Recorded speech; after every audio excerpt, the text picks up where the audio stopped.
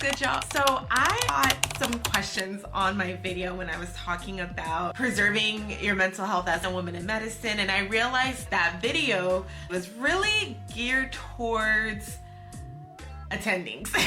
I was mainly talking about women who workplace is toxic and can get up and leave. But some of y'all have pointed out that if you're in residency, it's not that easy. And I hear you. Residency is a whole different situation. I wanted to make sure that I really thought through my answers, so let's get into it. Before we get started, let's start with our foundation agreement like we're here. What I'm gonna say is residency is hard, sister. I'm sorry.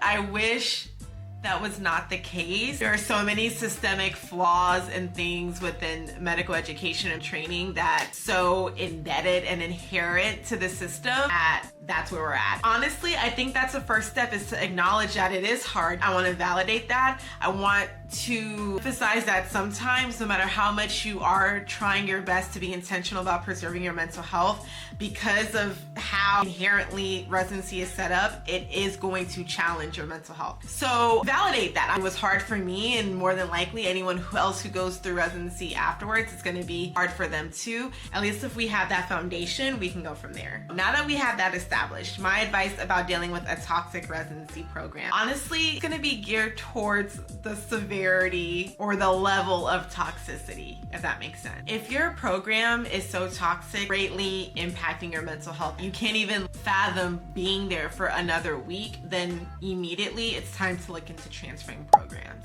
I would definitely look at this as a last resort though, only because of how difficult it can be to match into another program and all the different factors you have to consider when you are changing programs. Going back into the application cycle, matching, interviewing, and spending money on the interviews. If you have to change locations, you have to think about the money for moving, think about just the dynamics and the politics of leaving one program to go to another one.